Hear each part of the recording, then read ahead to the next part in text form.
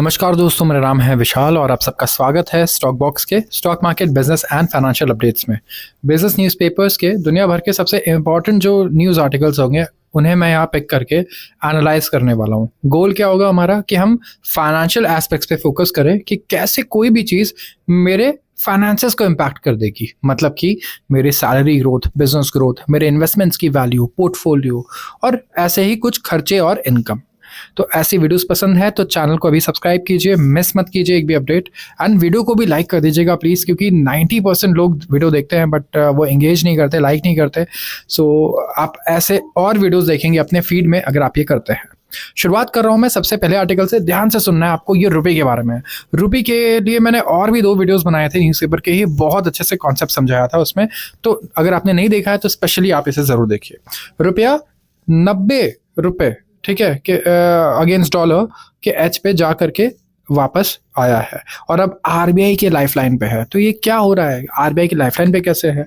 तो यहाँ पे रुपया हमें नजर आया कि 89.87 पर डॉलर चला गया था ट्यूसडे को, मतलब कि 90 के मार्क को इसने टच कर दिया है and having recovered from intraday of 89.95। तो मैं बताऊं आपको, तो यहाँ पे रुपया ऑलरेडी 90 टच आज कर चुका है और यहाँ पे रिजर्व बैंक ऑफ इंडिया के इंटरवेंशन की एक्सपेक्टेशंस है।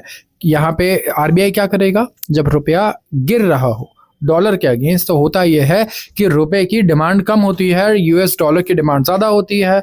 तो रुपए की डिमांड को अगर बढ़ाया जाएगा तो बेसिक डिमांड सप्लाई है, अगर डिमांड ज़्यादा होगी तो प्राइस ऊपर जाएगा, डिमांड कम होगी तो प्राइस नीचे जाएगा। तो रुपए को बाय किया जाता है, डॉलर को सेल किया जाता है ताकि रुपए की डिमांड बढ़े तो दाम भी बढ़े और थोड़ी स्टेबिलिटी आए। अब ये सेकंड कंसेक्यूटिव डे था जहां पे यहाँ पे हमें करेंसी में इतना, अगर आप देखोगे तो एक इंट्राडे लो देखने को मिला और क्लोजिंग भी लो पर देखने को मिली। और रुपए का जो डाउनवर्ड स्लाइड है वो एक तो ट्रेड डील की वजह से आ रहा है। रुपया लगातार नीचे जा रहा है क्योंकि ट्रेड डील की घोषणाएं हम सुन रहे हैं कि अगले महीने, बट वो महीना आ नहीं रहा। तो ये एक बड़ा लेवल प्रॉब्लम है। और यहाँ पे हमारा एक डेफिसिट जो है ट्रेड का वो भी बढ़ता रहेगा, क्योंकि इंडिया नेट बेसिस पे अगर आप देखोगे तो बहुत बड़ा एक्सपोर्टर नहीं है अभी भी। तो कहीं ना कहीं अगर आप देखोगे तो इंपोर्ट ज़्यादा करना पड़ता है एक तो, और इंपोर्ट भी पे करने के लिए हमें डॉलर चाहिए, तो हमारे इंपोर्ट के पेमेंट्स बड़ी तेज़ी से बढ़ जाते हैं। दूसरी चीज़ ये है कि यहाँ पे अगर आप देखोगे तो क्योंकि हमारे एक्सपोर्ट ऑलरेडी और घट गए, क्योंकि यूएस को एक्सपोर्ट कम हो रहे हैं, तो जो पैसे डॉलर्स में आने थे बाहर से वो और कम आएंगे। तो इसकी वजह से भी रुपए के ऊपर प्रेशर बहुत ज़्यादा है, क्योंकि हमारे पास डॉलर कम आ रहे हैं तो हमें रुपए से और ज़्यादा डॉलर्स को परचेज करना होगा, रुपए को और ज़्यादा बेचना होगा। इससे कहीं ना कहीं करेंसी और आगे वीक होगी। तो हमेशा हम फ्यूचर को भी फैक्टर इन कर लेते हैं। फॉरेन पोर्टफोलियो इन्वेस्टर्स भी क्या कर रहे हैं, लगातार सेलिंग कर रहे हैं इंडियन मार्केट्स में, और यहाँ पे प्रेशर आ रहा है मैच्योरिंग शॉर्ट पोजिशंस की वजह से भी एडेड टू द वीकनेस। तो यहाँ पे फॉरेन इन्वेस्टर्स क्योंकि शेयर बाजार से अपने शेयर्स को बेच करके पैसा ले जा रहे हैं, तो वो भी क्या कर रहे हैं, पैसा रुपए में बेच रहे हैं और उसे डॉलर में कन्वर्ट कर रहे हैं, क्योंकि बाहर ले जाने के लिए डॉलर में ले जाएंगे। और इससे क्या हो रहा है, रुपया मार्केट में बहुत ज़्यादा आ रहा है और डॉलर देश से बाहर जा रहा है, और ये भी रुपये को कमज़ोर करता है। तो आरबीआई जो है वो अपना इंटरवेंशन पैटर्न कहीं ना कहीं यहाँ पे चेंज करता हुआ हमें नजर आ रहा है। एंड सेंट्रल बैंक इंटरवेंशन जो है इसे भी बहुत ही माइल्ड बताया गया कि बहुत ही माइल्ड रहा है इनका इंटरवेंशन, इससे और ज़्यादा एक्सपेक्टेशंस थी। तो ये रिकॉर्ड लो था और 90 इससे पहले रुपए ने कभी टच नहीं किया है। तो पहली बार हमें रुपए ने 90 टच करके यहाँ पे दिखाया। एक्सपेक्टेशंस रिकवरी की है, लेकिन आगे रिकवरी की क्यों है एक्सपेक्टेशंस? सबसे पहला जो रीज़न है वो ये है कि आगे ट्रेड डील साइन होनी है, ठीक है। तो हमारे जो एक्सपोर्ट्स हैं वो फिर से बराबर हो जाएंगे, बढ़िया हो जाएंगे, और हमारा ग्रोथ, एक्सपोर्ट ग्रोथ भी बढ़िया रहेगा आगे। तो ओवरऑल बेसिस पे रुपया हमें मजबूत होता हुआ नज़र आएगा। तो ये चीज़ें हैं रुपए के बारे में जो आपको पता होनी चाहिए, क्योंकि आप जो भी कमा रहे हैं अगर उसकी वैल्यू करेंसी की कम हो रही है तो उस कमाई की वैल्यू भी कम हो रही है, उस एसेट की वैल्यू भी कम हो रही है। फायदा किसको होगा? एक्सपोर्ट करने वाली कंपनीज को फायदा होगा, लेकिन इंडिया का एक्सपोर्ट कम है, इंपोर्ट करने वाली कंपनी ज़्यादा है। तो ओवरऑल बेसिस पे हमारी इकोनॉमी को लॉस इसलिए हो सकता है क्योंकि हम लोग इंपोर्ट ज़्यादा करते हैं। अब एक राइटर ने, एक इकोनॉमिस्ट ने इसके ऊपर एक पॉइंट ये भी कहा था, क्योंकि हमारे गुड्स काफ़ी महंगे हो गए हैं, क्योंकि इस पर 50% का टैरिफ लगता है, तो कहीं ना कहीं अगर रुपया गिर गया 5-6% भी, तो हमारे गुड्स की वैल्यू और सस्ती हो जाएगी। तो वहाँ एक्सपोर्ट में थोड़ा फ़ायदा हो सकता है, जिसका आप खंडन नहीं कर सकते। ये बात भी बिल्कुल सच है। बात करूंगा अगले आर्टिकल की, और ये है loan growth profitability ahead for public sector banks. तो यहाँ पे लोन ग्रोथ और पब्लिक सेक्टर बैंक्स की प्रॉफिटेबिलिटी की बात चल रही है। बहुत सारे लोग पीएसयूज में पैसा लगाते हैं, इन्वेस्ट करते हैं, और मैं बता दूं यहाँ पे सबसे बढ़िया जो मोमेंटम है वो पीएसयू बैंक्स ने ही दिया है। तो इंडियन बैंकिंग सेक्टर जो है ये ड्यू है for a rise in profitability. यहाँ पे आई एम वेरी सॉरी, एक सेकेंड जी। तो यहाँ पे अगर आप देखोगे तो जो नेट इंटरेस्ट मार्जिन है हमारा, यहाँ पे इसका काफ़ी कंप्रेशन देखने को मिला। तो एक्सपेक्टेशंस हैं कि जो Q2 FY26 के रिजल्ट्स होंगे वो सजेस्ट करते हैं कि नेट इंटरेस्ट मार्जिन अब बॉटम आउट हो चुका है, मतलब यहाँ से रिकवरी देखने को मिलेगी प्रॉफिट मार्जिन में पीएसयू बैंक्स की। क्रेडिट कॉस्ट जो है वो भी गिर गए हैं, क्योंकि यहाँ पे स्ट्रेस भी मॉडरेट होता हुआ नजर आया है अनसिक्योर्ड रिटेल में और माइक्रो फाइनेंस इंस्टीट्यूशंस में। जो सिस्टम क्रेडिट ग्रोथ है वो लिफ्ट हो सकता है to 13 to 14% year on year basis पे, क्योंकि यहाँ पे फिस्कल पॉलिसीज फेवरेबल होंगी। और जो मॉनेटरी पॉलिसीज हैं जैसे कि कैश रिजर्व रेशियो में कट, रेपो रेट में कट, इसका भी एडवांटेज देखने को मिलेगा। जो ब्रॉड बेस्ड पिकअप है प्राइवेट सेक्टर के केपेक्स में ये अभी विजिबल नहीं है, लेकिन डिलिंक्वेंसी ट्रेंड्स अभी भी इंप्रूवमेंट दिखा रहे हैं। तो डिलिंक्वेंसी ट्रेंड क्या होता है सबसे पहले बता दूं, आप में से कई सारे ऐसे लोग होंगे जिन्होंने देखा होगा कि कुछ लोग लोन ले रहे हैं या क्रेडिट कार्ड का जो खर्चा है वो कर रहे हैं, लेकिन पे नहीं कर पा रहे हैं, मिस कर दे रहे हैं। इसी को हम बोलते हैं डिलिंक्वेंसी रेट। यहाँ पे लिखा हुआ है, आप पढ़िए कि ब्रॉड बेस पिकअप आया है, ठीक है, एंड ओवरऑल बेसिस पे अगर आप देखेंगे, लेकिन डिलिंक्वेंसी रेट्स कहीं ना कहीं ये भी इम्प्रूव होते हुए थोड़े नजर आए हैं। तो ये यही चीज होती है कि कितने लोग अपने पेमेंट्स को मिस कर रहे हैं, ठीक है। अब यहाँ पे बात करते हैं आगे पब्लिक सेक्टर के राइज की। तो जो राइज है पीएसपी के प्रॉफिट में, ये एट्रीब्यूट किया जाता है टू फी इनकम और ट्रेजरी गेन्स। क्रेडिट ग्रोथ भी आया है, जब से रेट कट हुआ है लोग लोन ले रहे हैं, पैसे खर्च भी कर रहे हैं, तो कहीं ना कहीं ये एक बड़ा एडवांटेज रहने वाला है। जो डिक्रीज है प्रॉफिट्स में वो आ रहा है due to slower corporate demand और flat interest income and continued stress microfinance और अनसिक्योर्ड सेगमेंट में। ये जो सबसे मैं कहूँगा सबसे नास्टी सेगमेंट्स होते हैं माइक्रो फाइनेंस और अनसिक्योर्ड, क्योंकि बिना कुछ गिरवी रखे आप किसी को लोन दे रहे हो, तो यहाँ पे रिस्क ऑफ डिफॉल्ट ऐसा होता है कि पूरे पैसे ही आपके डूब जाएंगे यहाँ पे जो भी आपने लगाया है।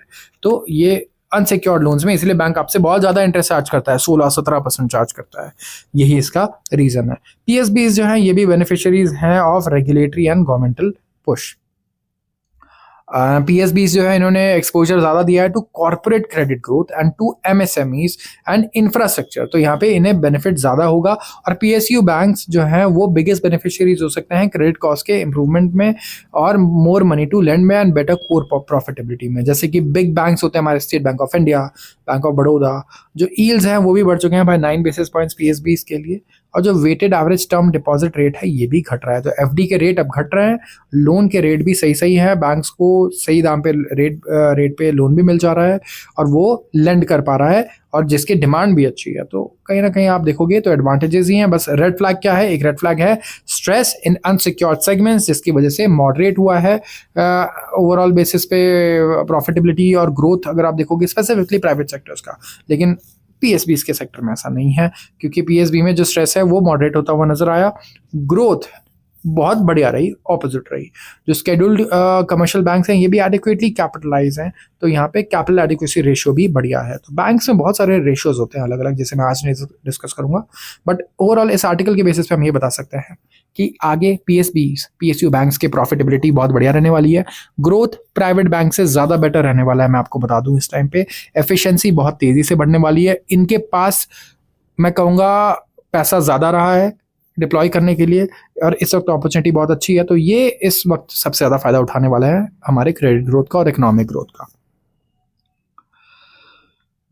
Nifty bank rejigs trims HDFC and ICICI heft. तो यहाँ पे अभी हमें देखने को मिल रहा है कि निफ्टी बैंक एनएससी यहाँ पे क्या कर रहा है, अपनी जो कंप्यूटेशन मेथोडोलॉजी है जिस बेसिस पे निफ्टी बैंक में कैलकुलेट किया जाता है वेटेज एचडीएफसी और आईसीआईसीआई बैंक का, इसे बदल रहा है। और इससे क्या होगा, क्यूमुलेटिव आउटफ्लो आएगा $670 मिलियन, मतलब कि 6000 करोड़ का आउटफ्लो आ सकता है दो बैंक से, shares of both HDFC bank and ICICI bank. ये दोनों डिक्लाइन हुए 1.25% ट्यूसडे को, एंड यहाँ पे इसकी वजह से सेंसेक्स और निफ्टी में भी हमें गिरावट देखने को मिली। तो जो मेथोडोलॉजी बदला है, इस सभी का सर्कुलर फॉलो करता है नॉन बेंचमार्क इंडिसेस के लिए। सभी ने क्या किया है कि एक कोई भी कॉन्स्टिट्यूएंट है, एक स्टॉक है किसी भी इंडेक्स में, उसका वेट 20% से ज़्यादा नहीं होना चाहिए एंड टॉप 3 का कंबाइंड वेट 45% से ज़्यादा नहीं होना चाहिए, नहीं तो वो स्टॉक्स ही इंडेक्स बन जाएंगे, उस इंडेक्स की ज़रूरत ही नहीं है। अगर 3 स्टॉक मिलाकर के 70% हो जा रहे हैं किसी इंडेक्स का, तो उस इंडेक्स की जरूरत ही क्या थी? वो 3 स्टॉक का ही एक अलग से इंडेक्स बना दो, बाकी कंपनीज है ही क्यों फिर उसमें, राइट?